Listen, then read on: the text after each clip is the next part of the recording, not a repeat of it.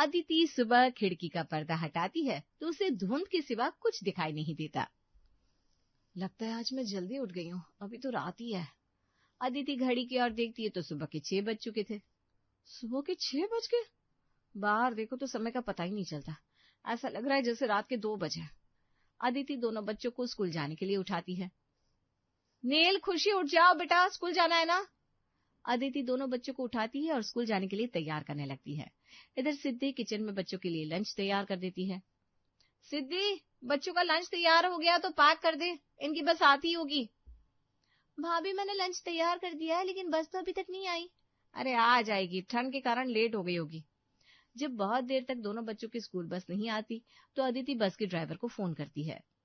Madam जी, आपने देखा नहीं बाहर कितना घना कोहरा है, ऊपर से आपका घर खेत के पास है, वहाँ तो 0 विजिबिलिटी है, मैं वहाँ नहीं आऊंगा, आपको बच्चों को लेकर 2 किलोमीटर पैदल जाना होगा।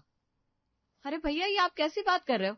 इतनी ठंड में बच्चे 2 किलोमीटर पैदल नहीं चल पाएंगे। तो आप क्या चाहती हो, मैं बस लेकर खेत में आऊँ? वहाँ आने में मुझे बहुत वक्त लग जाएगा, आपका घर शहर से अलग ही है, आसपास सिर्फ खेत ही खेत है, इधर आने में बड़ी दिक्कत होती है, ठंड के मौसम में तो वैसे भी कुछ दिखाई नहीं देता वहाँ, आपकी वजह से दूसरे बच्चे भी स्कूल के लिए लेट हो जाएंगे, बच्चों को लेकर आप ही आ जाओ वरना रहने दो। अदिति दोनों बच्चों को लेकर घर से बाहर 2 किलोमीटर दूर पैदल चलकर जाती है। नील, जल्दी जल्दी पैर बढ़ाओ बेटा, बस छूट जाएगी। मम्मी, ठंड के कारण मुझसे चला ही नहीं जा रहा। अदिति के पास बार बार ड्राइवर का फोन आता है। अरे बहन जी, जल्दी आओ वरना मैं चला जाऊंगा। अरे भैया, बस 2 मिनट रुक जाओ, हम पहुंच ही वाले हैं। नील और खुशी, जल्दी चलो नहीं तो बस छूट जाएगी। दोनों बच्चे दौड़ने लगते हैं। अदिति को भी उनके साथ दौड़ना पड़ता है। तब कहीं जाकर दोनों बच्चे स्कूल बस तक पहुंच पाते हैं। दोनों बच्चों को बस में बिठाकर अदिति घर आती है। मेरे तो हाथ पैर सुन्न हो गए, खेत के पास घर होने के कारण सर्दियों में बड़ा नुकसान हो रहा है। कोई नहीं भाभी, आप थोड़ी देर आराम से बैठ जाओ। घर के अंदर भी काफी ठंड है, ऐसा लग रहा है जैसे कोहरा घर के अंदर आ गया है। ठंड के मारे मेरे जोड़ों में दर्द बढ़ गया है, हाथ काम नहीं कर रहे। गर्मियों में तो मैं तुम लोगों की मदद कर देती थी, लेकिन ठंड में ओहो, इस ठंड ने तो मेरी तकलीफें 2 गुनी कर दी है। माँ जी, आपको ठंड में काम करने की जरूरत भी नहीं है, मैं और सिद्धि है ना, हम दोनों मिलकर सारा काम कर लेंगे। लेकिन ठंड में सबके शरीर सुस्त पड़ जाते हैं।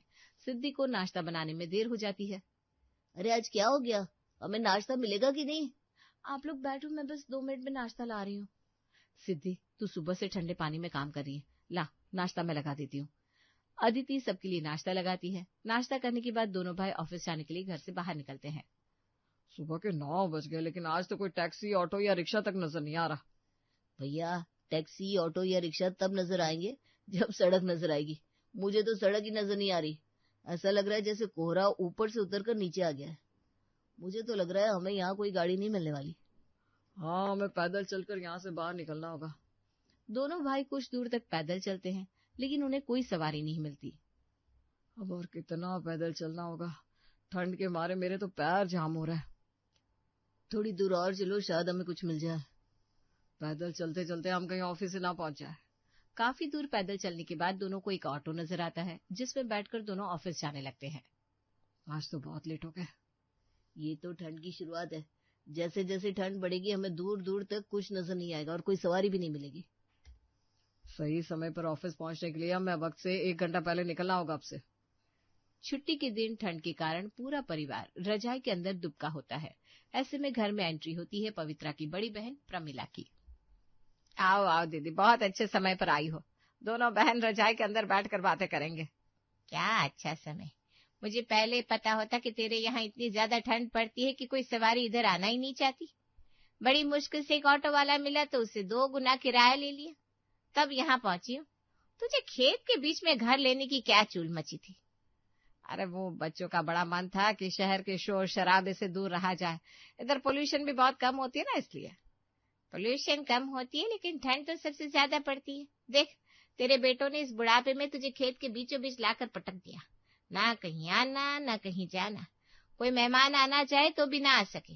और शहर से बाहर और भी तो जगह है, यही जगह मिली थी क्या? मेरा घर देख, मेरे बेटों ने ऐसी जगह घर लिया है जो शहर के बीचों बीच है, ठंड भी इतनी नहीं पड़ती और किसी भी वक्त कहीं भी चले जाओ हमेशा सवारियां मिल जाती है। अब तो जो हो गया सो हो गया दीदी, तुम बैठो, मैं अभी चाय मंगवाती हूँ। पवित्रा और प्रमिला दोनों सोफे पर बैठती हैं। तभी पवित्रा के घुटनों का दर्द तेज हो जाता है। आए, क्या हुआ? ठंड के कारण ना जोड़ों में दर्द हो जाता है, जिस कारण सोफे पर बैठने और उठने में बड़ी दिक्कत होती है। इसी उम्र में जोड़ों में दर्द, ये सब खेत के पास घर लेने का नतीजा है। यहाँ ठंड कितनी ज्यादा है, इसी कारण से तेरे जोड़ों में दर्द रहने लगा है। बुढ़ापे में तेरे बेटे बहुओं ने तुझे ये तोहफा दिया। मुझे देख, अभी तक जवान हूँ, ना कहीं दर्द ना उठने बैठने की दिक्कत। मेरे घर में इतनी ठंड है ही नहीं। तभी दोनों बहुएं चाय नाश्ता लेकर मौसी सास के पास आती हैं। मौसी जी, चाय पी लो, ठंड में अदरक वाली चाय पीकर आपको आराम मिलेगा।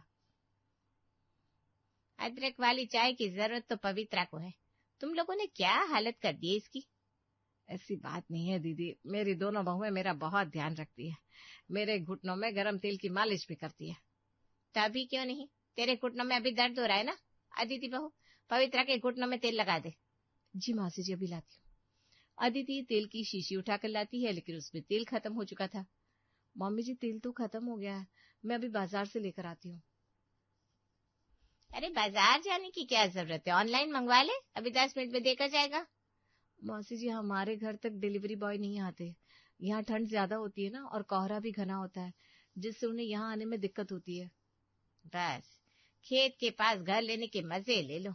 इन बेचारियों को छोटी छोटी चीजें लेने के लिए घर से बाहर चलकर जाना पड़ता है। एक हमारा घर है, कुछ भी लेना हो 2 मिनट में मार्केट पहुंच जाते। बच्चे भी दौड़कर सामान ला देते हैं। और अगर घर से निकलने का मन ना हो ना, तो ऑनलाइन ऑर्डर कर दो, 10 मिनट में डिलीवरी बॉय सामान घर पर देकर जाता है।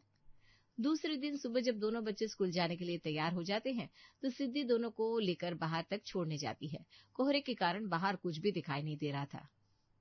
अदिति बहू, ये सिद्धि दोनों बच्चों को लेकर कहाँ जा रही है।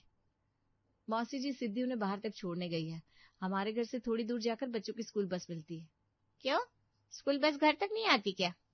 नहीं मौसी जी, खेत के पास घर होने के कारण यहाँ ठंड और कोहरा बाकी जगहों से बहुत ज्यादा होता है ना, जिस कारण स्कूल की बस हमारे घर तक नहीं आती।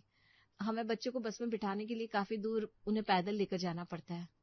हाय रे बेचारे बच्चे, इस ठंड में उन्हें इतनी परेशानी। अरे खेत के पास घर लेने की जरूरत क्या थी। मेरे पोते पोती को लेने स्कूल की बस बिल्कुल घर के दरवाजे पर आती है, उन्हें बिल्कुल भी चलना नहीं पड़ता। बता जरा, तेरा नील तो ठंड में नीला पड़ जाता होगा। इतनी सी उम्र में नन्हे बच्चों पर इतना जुल्म, तो कुछ कहती क्यों नहीं। कोई ना मौसी जी, हमारा काम तो चल ही रहा है। काम तो तुम दोनों बहुएं चला रही हो। तुम दोनों बहुएं अगर बैठ जाओ तो ये घर बिल्कुल ना चले। इतनी ठंड में सुबह सुबह उठकर घर के सारे काम करना, बच्चों को स्कूल बस तक पहुंचाना कोई मामूली बात है क्या। दोपहर में भी अदिति दोनों बच्चों को घर लाने के लिए बाहर जाती है। वो पैदल कुछ देर तक चलकर जाती है और दोनों बच्चों को पैदल लेकर घर आती है। दोनों बच्चे अब आ रहे हैं, इतनी देर हो गई। हाँ मौसी जी, इन्हें पैदल लेकर आना पड़ता है ना, स्कूल बस इन्हें घर तक नहीं छोड़ती। बेचारों की सारी एनर्जी तो पैदल स्कूल आने जाने में ही निकल जाती होगी, तभी तो दोनों इतने कमजोर लग रहे हैं। अरे इतनी दूर घर ले ही लिया है तुम लोगों ने। मेरे घर के बच्चे तो स्कूल खत्म होने के आधे घंटे बाद ही घर पहुंच जाते हैं।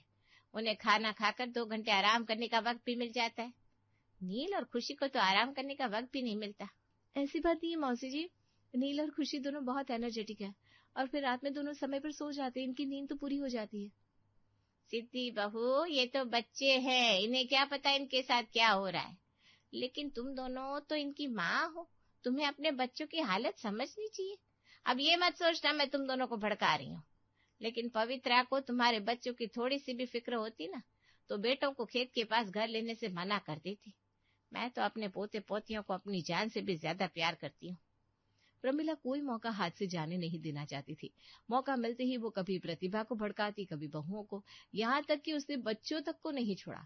एक दिन दोनों बच्चे खेलने के लिए बाहर चले जाते हैं। खेलते खेलते दोनों खेत में चले जाते हैं। काफी देर बीत जाने के बाद, अरे अदिति, दोनों बच्चे दिखाई नहीं दे रहे, कहाँ चले गए दोनों। हाँ, दोनों बच्चों के ना होने से घर कैसे सूना सूना सा लग रहा है। बाहर खेलने गए थे, भी आते ही होंगे। भाभी, इतनी ठंड में आपने उन्हें बाहर क्यों जाने दिया। देख ले तरुण बेटा, दोनों बहुएं न जाने किस धुन में है, उन्हें बच्चों की फिक्र ही नहीं है। अरे मेरी बहुएं तो बच्चों का पूरा ध्यान रखती है। एक ये दोनों है जब पता है तुम लोगों का घर शहर से इतनी दूर खेत के पास है तो ठंड कितनी होगी, उन्हें ठंडी हवा लग गई तो लेने के देने पड़ जाएंगे। प्रमिला एक तीर से कई निशान साध रही थी। कोई नहीं मौसी जी, मैं उन्हें लेकर आता हूँ। तरुण बाहर जाता है और दोनों बच्चों को खेत से लेकर घर आता है। खेत में पानी होने के कारण दोनों बच्चों के जूते मिट्टी में सने होते हैं, जिससे घर गंदा हो जाता है।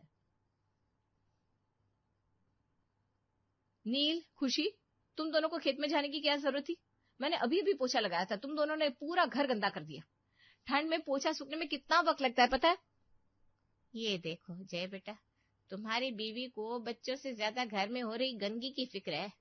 अरे बच्चे हैं तो बाहर खेलने तो जाएंगे ही, इन्हें भी तो खेलने के लिए जगह चाहिए। अब तुम लोगों ने खेत के पास घर ले ही लिया है तो ये खेत में ही खेलेंगे। मेरे पोते पोती तो खेलने के लिए पार्क में जाते हैं। हाँ, मेरा घर शहर में है ना, वहाँ बच्चों के खेलने के लिए प्रॉपर पार्क बना हुआ है, तो बच्चे वहीं जाकर खेलते, हमें कोई टेंशन नहीं होती। मौसी जी ऐसी बात नहीं है, अदिति और सिद्धि बच्चों की बहुत केयर करती हैं। वो तो मैं देख ही रही हूँ भाई, दोनों बच्चे बेचारे डरे सहमे हुए से बैठे हैं। एक दिन की बात है, जय और तरुण दोनों ऑफिस के लिए निकल रहे थे। अभी तो 8 ही बजे, तुम दोनों इतनी जल्दी ऑफिस जा रहे हो, क्या बात है जय तरुण, घर में कोई परेशानी है क्या? मौसी जी सबसे बड़ी परेशानी तो आप है। नहीं मौसी जी, परेशानी की तो कोई बात नहीं है, ऑटो या रिक्शा लेने के लिए हमें थोड़ी दूर आगे तक जाना होता है ना, इसलिए हम घर से जल्दी निकलते हैं। ओह अब समझी, तेरे घर तक तो कोई गाड़ी ही नहीं आती, इसीलिए तो बेचारे बच्चों को भी सुबह सुबह पैदल जाना पड़ता है। अरे इस तरफ तो कोई ऑटो वाला आने के लिए तैयार ही नहीं होता। अब क्या करे, घर ही ऐसी जगह पर है, कोई ना, अब मुसीबत है तो झेलनी तो पड़ेगी, क्या कर सकते हैं। भैया चले, बहुत देर हो जाएगी। हाँ हाँ चलते हैं। दोनों भाई मौसी जी की बातों को नजरअंदाज करके ऑफिस के लिए निकल जाते हैं। प्रतिभा और प्रमिला दोनों सोफे पर बैठी चाय पी रही थी, तभी सिद्धि वहां पोछा लगाने आती है। सिद्धि बहू, मुझे तो तुझे देख करना बहुत तरस आता है। क्यों मौसी जी? इतनी ठंड में तू पोछा कैसे लगा रही है? सुबह सुबह मैं मुंह धो रही थी ना तो पानी बिल्कुल बर्फ की तरह ठंडा था, ऐसे लग रहा था जैसे हाथ सुन्न पड़ गए। प्रमिला सिद्धि को अपने दोनों हाथ दिखाती है। देख, जरा सी देर में तो मेरे हाथ नीले पड़ गए। तू तो ठंडे पानी से पोछा लगा रही है, तेरा क्या हाल होता होगा। अब ये इलाका है भी ऐसा ना कि यहाँ पानी बहुत ज्यादा ठंडा होता है, मेरे घर में तो नल खोलो तो गुनगुना पानी आता है। दोनों बहुएं हंसते खेलते पोछा लगा दी, उन्हें पता भी नहीं चलता। मौसी जी मैंने पोछा लगाने के लिए गर्म पानी लिया है। अरे इतनी ठंड है कि गर्म पानी को ठंडा होने में 2 मिनट नहीं लगेंगे। पवित्रा, तूने घर लेते वक्त अपनी बहुओं के बारे में बिल्कुल नहीं सोचा? ऐसा नहीं है दीदी, हमने तो सबके बारे में सोचा, सबका ध्यान रखा है। मुझे तो नहीं लगता। बेचारियों पर ठंड का मौसम कहर बनकर टूटा है, सुबह से रात तक फिरकी की तरह नाचती रहती है, किसी को इनकी फिक्र नहीं है। दोपहर के वक्त दोनों बहुएं घर का काम खत्म करके बाहर जा रही थी। प्रमिला उन्हें बाहर जाते हुए देख लेती है। अदिति बहू, सिद्धित बहू, तुम दोनों इस वक्त कहाँ जा रही हो? मौसी जी हम सब्जियां लाने बाजार जा रही हैं। घर की कुछ छोटी मोटी चीजें और बच्चों की कॉपी पेंसिल भी खत्म हो गया। खेत के पास घर होते हुए भी यहाँ सब्जी नहीं मिलती, बोलो तुम दोनों को सब्जी लाने के लिए बाजार जाना पड़ता है। अब खेत के पास घर होने का क्या फायदा? मौसी जी अब हम खेत से सब्जियां खुद तो नहीं तोड़ेंगे, घर दूर होने के कारण इधर कोई सब्जी वाला नहीं आता, और घर की छोटी मोटी चीजें तो मार्केट में ही मिलेगी ना। मार्केट तो यहाँ से कोसों दूर होगा, हमारा घर तो मार्केट के बीचों बीच है, सब्जी वाला भी रोज ताजी ताजी सब्जियां लेकर घर पर आ जाता है। ये तो बहुत अच्छी बात है मौसी जी। अच्छा हम बाजार से आते हैं। जल्दी आना, इस इलाके में बहुत जल्दी रात हो जाती है। खेत की ओर से आने वाली ठंडी हवा तुम दोनों को लग गई ना तो दोनों की तबीयत खराब हो जाएगी, और यहाँ तो डॉक्टर के पास जाना भी बड़ी आफत होती होगी। आप चिंता मत कीजिए मौसी जी, हमें कुछ नहीं होगा। कैसे चिंता ना करूं, तुम दोनों को देख कर ना मुझे बड़ी दया आती है। प्रमिला का प्रवचन सुनकर दोनों बहुएं बाजार निकल जाती है। भाभी मार्केट जाने के लिए मैं बहुत दूर चलना होगा, मैं तो घर का काम करके थक गई हूँ। एक तो ठंड के मौसम में हाथ सुन पड़ जाते हैं, काम भी जल्दी जल्दी नहीं होता। अभी दोपहर का वक्त है सिद्धि, शायद हमें कोई सवारी मिल जाए। तभी दोनों को एक बैलगाड़ी आती हुई दिखाई देती है। अदिति और सिद्धि बैलगाड़ी पर बैठकर मार्केट चली जाती है। सामान खरीद कर वापस घर आने लगती है, लेकिन शाम के वक्त उन्हें आने के लिए कोई सवारी नहीं मिलती तो उन्हें पैदल ही घर आना पड़ता है। प्रमिला को घर आए कुछ ही दिन हुए थे। वो देखती है कि पवित्रा अदिति और सिद्धि के काम में हाथ नहीं बटाती। वो दोनों बहुओं को सुनाती हुए कहती है, पवित्रा, घर के काम में बहुओं का हाथ बटा देगी तो तेरा क्या चला जाएगा? दीदी, मैं गर्मियों के मौसम में घर के काम में अदिति और सिद्धि का हाथ बटाया करती थी, लेकिन जब से ये ठंड का मौसम आया है ना, मेरे जोड़ों में बहुत दर्द रहने लगा है, हाथ ही नहीं उठता। अब ठंड तो सबके लिए है। मैं तो घर के काम में अपनी बहुओं की पूरी मदद करती हूँ। बैठे बैठे मटर छिल दिए, साग सब्जियां काट दिया, आटा लगा दिया। इससे उनका काम भी हल्का हो जाता है और उन पर ज्यादा बोझ नहीं पड़ता। तू तो ठंड का बहाना लेकर बैठ गई, ऐसे थोड़ी ना चलेगा। अब खेत के पास घर ले लिया है तो ठंड तो होगी ही। ये सब तुझे यहाँ घर लेने से पहले सोचना चाहिए था। पवित्रा को समझ में नहीं आता कि वो प्रमिला की बात का क्या जवाब दे। तभी उसकी दोनों बहुएं उसका बचाव करती हैं। मौसी जी, हमने ही मम्मी जी को घर का काम करने से मना किया है। अब हमारे होते हुए मम्मी जी घर का काम करें, ये अच्छा थोड़ी ना लगेगा। हाँ मौसी जी, अगर मम्मी जी को घर का काम करना पड़े तो हमारे होने पर लानत है। घर का काम हमारे लिए बोझ नहीं है, हम तो घर के काम का एंजॉय करते हैं। क्यों दीदी भाभी? हाँ, हमें तो घर का काम करना बहुत अच्छा लगता है। मम्मी जी ने तो पूरी जिंदगी काम ही किया है, अब उनके आराम करने के दिन है। और अब तो ये हमारा भी घर है मौसी जी, भला हम अपना घर छोड़कर कहाँ जाएंगे? हमें तो इसी में रहने की आदत पड़ गई है। हमें यहाँ कोई दिक्कत नहीं है, बल्कि ठंड में भी घर के सारे काम करने में खुशी मिलती है। घर तो परिवार से बनता है मौसी जी, मौसम का क्या है, मौसम तो आते जाते रहेंगे। गर्मी हो या सर्दी, हम हर मौसम में अपने परिवार की कदर करते हैं। अदिति और सिद्धि की ओर से मिले करारे जवाब ने प्रमिला की बोलती बंद कर दी थी। वो चुपचाप वहां से खिसक जाती है और अपने कमरे में चली जाती है। उसके जाने के बाद, मम्मी जी, अब मौसी जी का बहुत हो गया, आपको नहीं लगता इन्हें अपने घर चले जाना चाहिए? तो बिल्कुल ठीक कह रही है बहू, मैं आज ही जय से कहकर दीदी का टिकट करवाती हूँ। शाम को जब जय और तरुण ऑफिस से घर आते हैं तो पवित्रा जय से कहती है कि वो प्रमिला की वापसी का टिकट करवा दे, और वो भी कल का ही। ठीक है मम्मी, मैं मौसी जी का टिकट करवा देता हूँ। दूसरे दिन जब दोनों बहनें सुबह की चाय पी रही थी तब प्रमिला एकदम चुप थी। क्या बात है दीदी, लगता है तुम्हारी तबीयत कुछ ठीक नहीं है। मैं बिल्कुल ठीक हूँ, बस ठंड थोड़ी ज्यादा लग रही है। हाँ वही ना, मैं जानती हूँ यहाँ ठंड बहुत ज्यादा है। तुम तो शहर में रहती हो, तुम्हें इतनी ठंड की आदत कहाँ होगी। तुमसे इतनी ठंड झेली नहीं जा रही, इसलिए मैंने तुम्हारा आज का टिकट करवा दिया है।